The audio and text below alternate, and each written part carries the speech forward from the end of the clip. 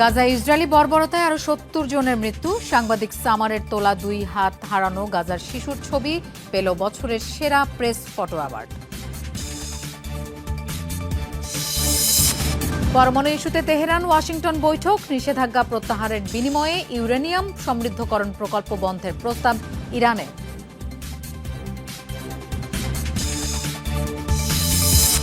Russia ইউক্রেনের যুদ্ধবিরতি আলোচনায় অগ্রগতি না দেখে হতাশ ট্রাম্প, মধ্যস্থতার ভূমিকা থেকে সরে যাওয়ার হুমকি।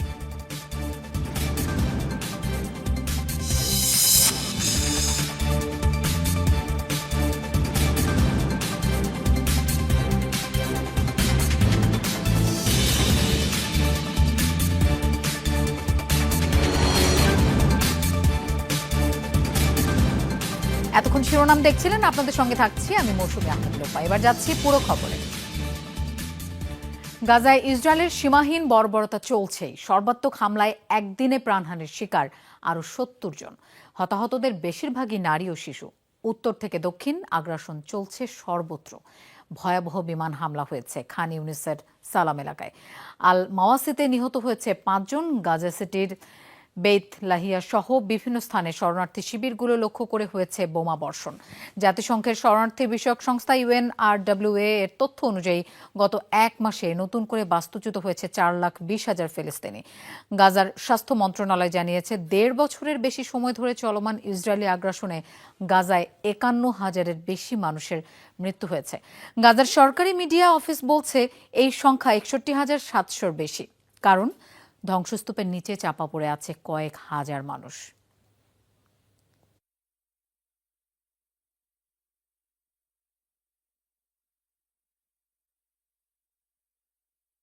গুঞ্জন উড়িয়ে দিয়ে অস্ত্র সমর্পণ না করার ঘোষণা দিল হিজবুল্লাহ। গোষ্ঠীটির প্রধান নাইম কাশেম বলেন, নিরস্ত্রীকরণ শব্দটি তাদের ডিকশনারিতে নেই।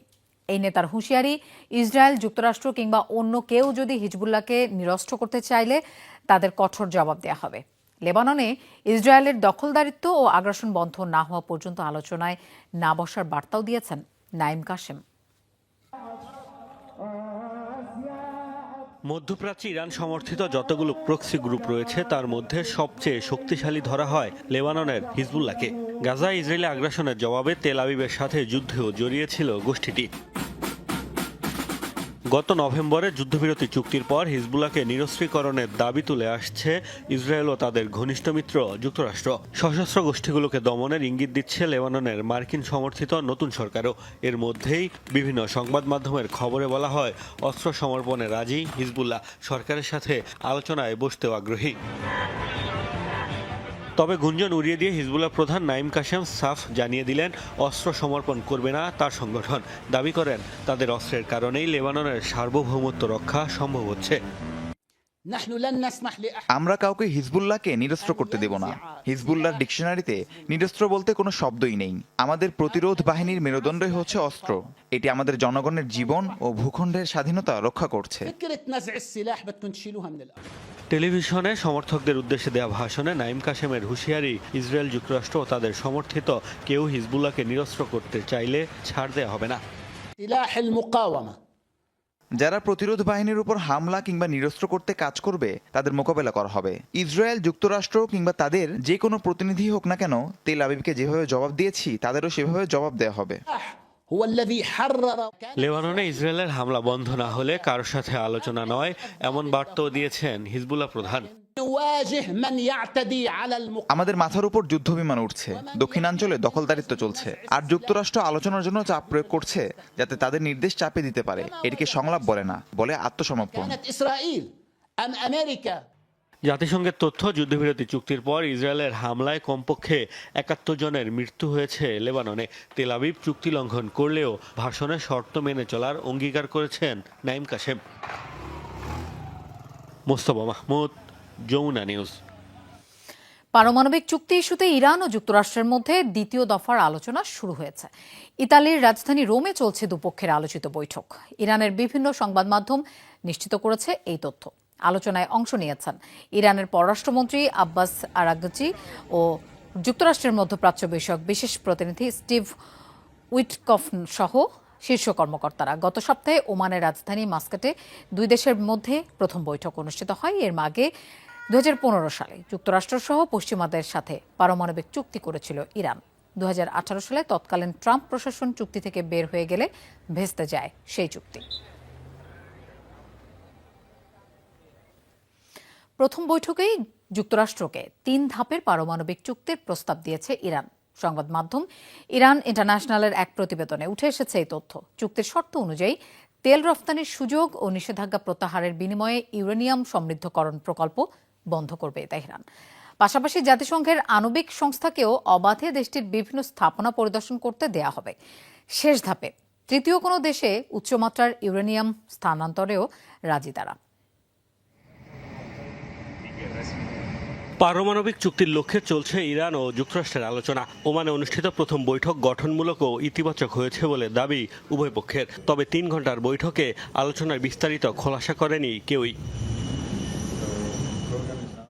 বৈঠক নিয়ে মুখে কুলুপ তেহরান ওয়াশিংটনের। তবে সংবাদ মাধ্যম ইরান ইন্টারন্যাশনাল জানিয়েছে প্রথম বৈঠকে যুক্তরাষ্ট্রকে 3 ধাপের একটি চুক্তির প্রস্তাব দিয়েছে ইরান। দেশটির অন্তত 3 কূটনীতিকের বরাতেই দাবি করেছে সংবাদ মাধ্যমটি।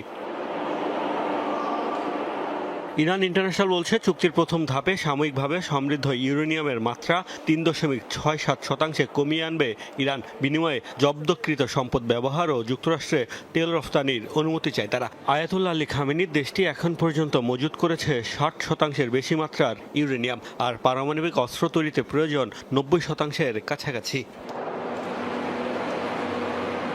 প্রস্তাবিত চুক্তির দ্বিতীয় ধাপে স্থায়ীভাবে ইউরেনিয়াম সমৃদ্ধকরণ কর্মসূচি বন্ধ করবে ইরান। পাশাপাশি দেশটির ঘোষিত ও অঘোষিত নিউক্লিয়ার ফ্যাসিলিটি জাতিসংঘের আণবিক সংস্থাকে নিয়মিত পরিদর্শনের অনুমতিও দেয়া হবে। যে কোনো সময় আকস্মিক পরিদর্শনও যেতে পারবে সংস্থাটি। বিনিময়ে কিছু নিষেধাজ্ঞা প্রত্যাহার চায় তেহরান। এছাড়া ব্রিটেন, জার্মানি ও ফ্রান্স যেন জাতিসংঘে ইরানের উপর নিষেধাজ্ঞা আরোপের পক্ষে অবস্থান না নেয় সেটিও নিশ্চিত করার শর্ত দেয়া হয়েছে। শেষ ধাপে মার্কিন কংগ্রেসে পারমাণবিক চুক্তি অনুমোদনের শর্ত দেয়া হয়েছে। এছাড়া প্রত্যাহার করতে হবে তাদের উপর আরোপিত সব নিষেধাজ্ঞা। এই ধাপে উচ্চমাত্রার সমৃদ্ধ ইউরেনিয়াম তৃতীয় কোনো দেশে হস্তান্তরে রাজি ইরান। ইরান ইন্টারন্যাশনালের দাবি, বৈঠকে ইরানের পররাষ্ট্রমন্ত্রী আব্বাস আরাকচির উত্থাপিত প্রস্তাবকে স্বাগত জানিয়েছেন যুক্তরাষ্ট্রের বিশেষ প্রতিনিধি Steve Witkoff. Mostafa Mahmud, Jamuna news. Iran যুদ্ধ চায় না, চায় আঞ্চলিক বিরোধ নিরসন। শুক্রবার তেহরানে স্বাস্থ্য মন্ত্রণালয়ে পরিদর্শনে গিয়ে একথা বলেন দেশটির প্রেসিডেন্ট মাসুদ পেজেশকিয়ান। এ সময় ইসরায়েল সন্ত্রাসী কার্যক্রম চালাচ্ছে বলেও অভিযোগ করেন তিনি। আমরা আঞ্চলিক মতপার্থক্য দূর করার চেষ্টা করছি, বিশ্বের সাথে আমাদের দূরত্ব দূর করার চেষ্টা করছি। আমরা যুদ্ধ চাই না, উল্টো ইরানি সন্ত্রাসবাদের শিকার। ইসরায়েল প্রকাশ্যে সন্ত্রাসী কার্যক্রম চালাচ্ছে, যা খুশি তাই করছে। তারাই আবার মানবাধিকার নিয়ে কথা বলে। এখনো ইরানের পারমাণবিক স্থাপনায় হামলার পরিকল্পনা হয়েছে ইসরায়েলের। ডোনাল্ড ট্রাম্পের নিষেধ সত্ত্বেও হামলা চালাতে পারে দেশটি। তেল আবিবের একাধিক কর্মকর্তার বরাতে এই তথ্য প্রকাশ করেছে বার্তা সংস্থা রয়টার্স। ওই কর্মকর্তারা জানায় মার্কিন সমর্থন ছাড়াই সীমিত পরিসরে ইরানে হামলা চালানো হতে পারে। এর আগে নিউ ইয়র্ক টাইমস জানায় যুক্তরাষ্ট্রের কাছে ইরানের পারমাণবিক স্থাপনায় বড় পরিসরে হামলার পরিকল্পনা তুলে ধরেছিল ইসরায়েল। এমনকি ওয়াশিংটনকেও অভিযানে অংশ নেয়ার আহ্বান জানানো হয়। তবে এতে সম্মতি দেননি মার্কিন প্রেসিডেন্ট ডোনাল্ড ট্রাম্প।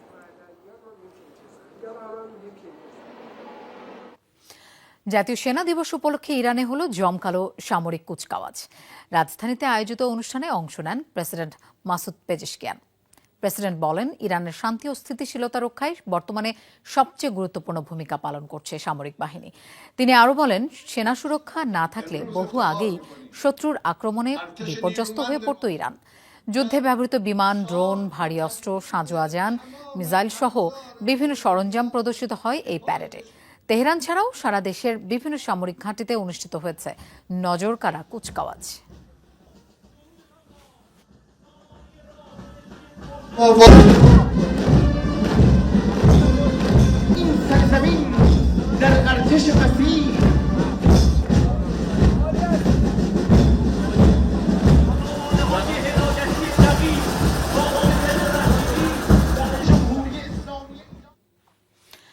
ইয়েমেনে মার্কিন বিমান হামলার প্রতিবাদে বিশাল বিক্ষোভ সমাবেশ হয়েছে দেশটিতে। শুক্রবার রাজধানী সানার রাজপথে ঢল নামে মানুষের।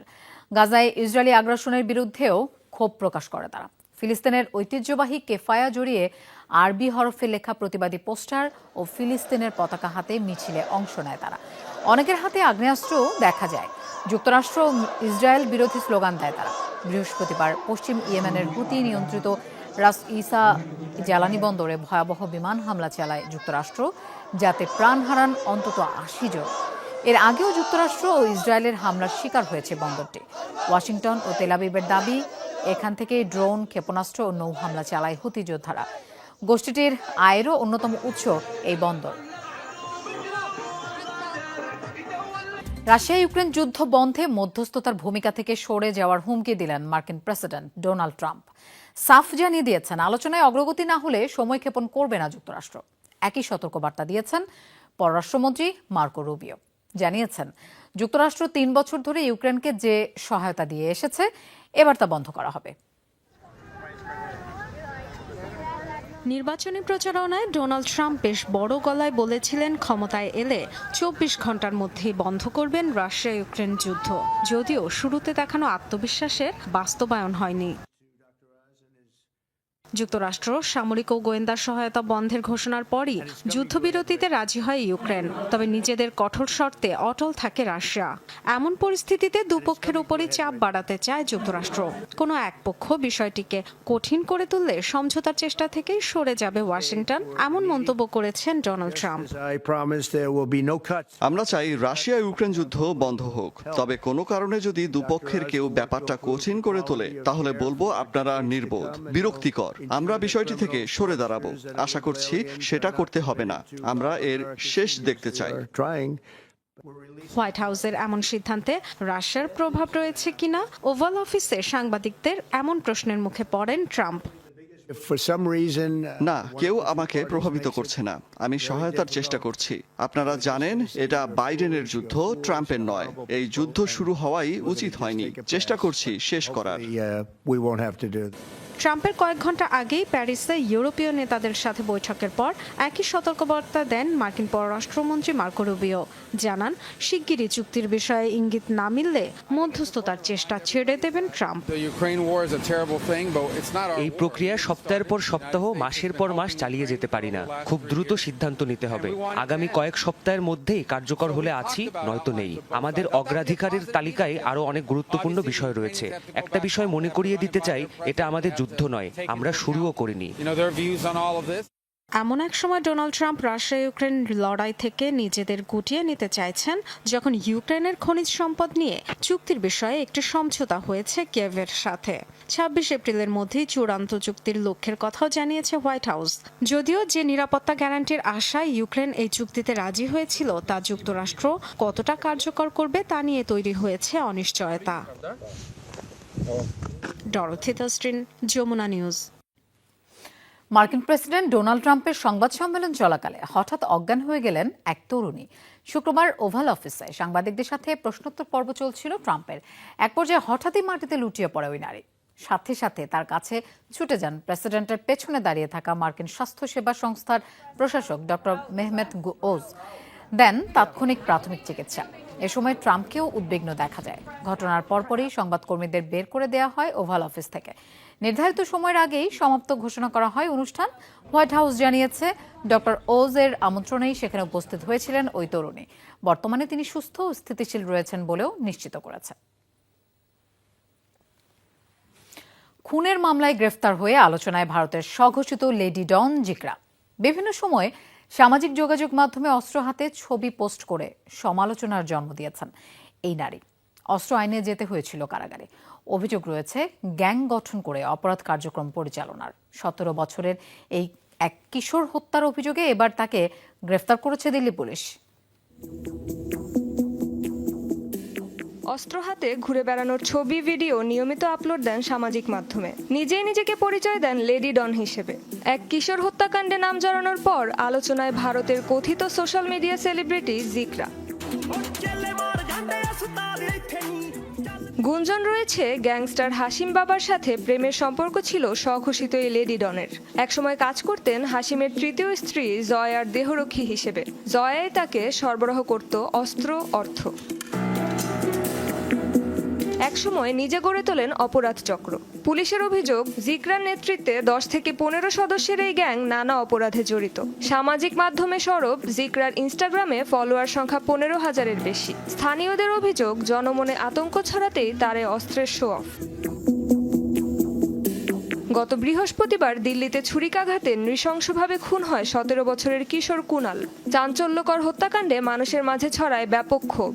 জড়িত সন্দেহে আটক হওয়ার পর নতুন করে আলোচনায় জিকরা। ওই কিশোরকে হত্যার সময় সে ঘটনাস্থলেই ছিল। কিছুদিন আগেও অস্ত্র আইনে জেল খাটেন এই লেডি ডন। জামিনে মুক্তি পেয়ে নাম জড়ালেন কুনাল হত্যাকাণ্ডে। রেজবানা সায়মা, যমুনা নিউজ। তুরস্কে সরকার বিরোধী আন্দোলনে গ্রেফতার হওয়া প্রায় 200 জনের বিরুদ্ধে একযোগে শুরু হয়েছে বিচার কার্যক্রম। শুক্রবার ইস্তাম্বুলের কাগলায়ান কোর্টে শুরু হয় এই প্রক্রিয়া। মামলার আসামিদের বেশিরভাগই শিক্ষার্থী, রয়েছেন 8 জন সাংবাদিকও। বিক্ষোভকারীদের বিরুদ্ধে অভিযোগ, অনুমোদনহীন কর্মসূচিতে অংশ নিয়েছিল তারা। সতর্কতা জারি পরও সমাবেশস্থল ত্যাগ করেনি তারা। কর্তৃপক্ষ জানিয়েছে মোট 819 জনের বিরুদ্ধে 20টি ফৌজদারি মামলায় বিচার কার্যক্রম চলবে। দোষী সাব্যস্ত হলে কারাদণ্ড হতে পারে 6 মাস থেকে 5 বছর পর্যন্ত। গত 19 মার্চ দুর্নীতির অভিযোগে গ্রেফতার করা হয় প্রেসিডেন্ট রিসেপ তাইপ এরদোগানের প্রধান প্রতিদ্বন্দ্বী ইস্তাম্বুলের মেয়র এক্রেম ইমামোগলুকে। এর পরপরই দেশ জুড়ে ছড়িয়ে পড়ে বিক্ষোভ। দক্ষিণ আমেরিকার দেশ ইকুয়েডরে ঐতিহ্যবাহী মোরগ লড়াই খেলা চলাকালে দুর্বৃত্তদের হামলায় নিহত হয়েছে কমপক্ষে 12 জন, গুরুতর আহত বহু মানুষ। বৃহস্পতিবার দেশটির উপকূলীয় মানাবি অঞ্চলে একটি ঐতিহ্যবাহী উৎসব চলাকালীন সময় হামলা চালায় মুখোশধারী কিছু মানুষ। বন্দুক হাতে এলোপাতাড়ি গুলি চালায় উৎসবে আসা সাধারণ মানুষের উপর। এ সময় পাল্টাপাল্টি সংঘর্ষ চলার সময় গুলিতে প্রাণ হারায় কমপক্ষে 12 জন, গুরুতর আহত হয় বহু মানুষ। প্রাথমিকভাবে জানা যায় এলাকাটির স্থানীয় কিছু সন্ত্রাসী গোষ্ঠীর মাঝে চলা সংঘর্ষে এই পরিস্থিতি সৃষ্টি হয়। হামলাকারীদের আটক করতে তদন্ত চালাচ্ছে নিরাপত্তা বাহিনী। গাজায় ইসরায়েলি বোমা হামলায় মাত্র 9 বছর বয়সী ফিলিস্তিনি শিশু মাহমুদ আজরু হারিয়েছে 2 হাত। তবু হারায়নি বাঁচার অদম্য তাগিদ। ছোট্ট এক জীবন, সাক্ষী ভয়াবহ সব বিভীষিকার। তবুও নিজ চেষ্টাতেই বেশ স্বনির্ভর শিশুটি। তার এ যাতনার ছোট্ট এক ঝলক পৃথিবীর সামনে তুলে ধরেন ফিলিস্তিনি সাংবাদিক সামার আবু এলউফ, যা বাগিয়ে নিয়েছে এবছরের সেরা প্রেস ফটো অ্যাওয়ার্ড। গাজা শিশুদের জন্য নরকের অপর নাম। তার জলজান্ত প্রমাণ 9 বছরের মাহমুদ আজুর। প্রাণবন্ত শৈশব কাটানোর কথা যার, ছোট্ট শরীরে সে বয়ে বেড়াচ্ছে যুদ্ধের ভয়াবহতা। গুলি আর বোমার আঘাতে বিপর্যস্ত ফিলিস্তিনি এই শিশু। গেল বছর মার্চ মাস তুঙ্গে ফিলিস্তিনে চলমান ইসরায়েলি বর্বরতা। সে সময় বাবা মায়ের সাথে গাজায় বাস করত মাহমুদ। ইসরায়েলি সেনাদের তুমুল বোমা বর্ষণে গুড়িয়ে যায় তাদের বাড়ি। বোমা আঘাত হানে তার ছোট্ট শরীরে, হারায় 2 হাত। বিস্ফোরণে একটি হাত উড়ে গিয়ে আমার পাশেই পড়েছিল। প্রথমে বুঝতে পারিনি এটা কার হাত। মা এসে আমায় বুঝিয়ে বলেছিল। খুব কষ্ট পেয়েছিলাম তখন, অনেক কান্না করেছি। তবে এখানেই শেষ হয়নি তার বিষাদের যাত্রা। পর্যাপ্ত ওষুধ আর চিকিৎসা সরঞ্জামের অভাবে ধুকে ধুকে গাজায় চলছিল তার চিকিৎসা। চেতনানাশক ছাড়াই শরীরে চলে ভয়াবহ সব অস্ত্রোপচার। ব্যথা আতঙ্কে জীবন হয়ে ওঠে বিভীষিকাময়।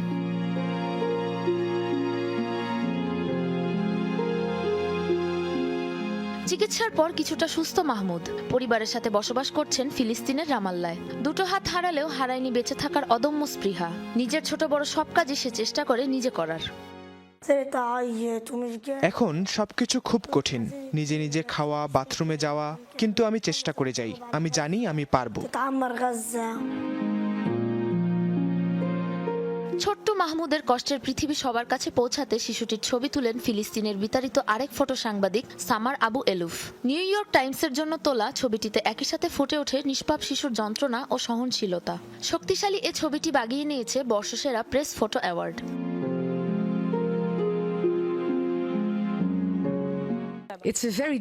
ছবিটির দিকে তাকালেই কষ্ট হয়। ছোট্ট এক জীবনে কি অবর্ণনীয় কষ্ট। প্রথমে ছবি তুলতে রাজি হয়নি মাহমুদ। সে চায়নি পৃথিবী তাকে এভাবে দেখুক। পরে এ ছবির মাধ্যমে উচ্চ চিকিৎসা ও প্রস্থেটিক হাত প্রতিস্থাপনে সহায়তার আশায় রাজি হয় সে। মাহমুদ স্বপ্ন দেখে একদিন আবারও সব ঠিক হবে গাজায়, থেমে যাবে সব নৃশংসতা। তখন বাবা মার সঙ্গে গাজায় ফিরে আগের মতোই সে জীবনযাপন করতে পারবে। সাবরিনা নুসরাত, যমুনা নিউজ। দর্শক, এই ছিল যমুনা আইডেস্কে। এতক্ষণ সাথে থাকার জন্য ধন্যবাদ সবাইকে।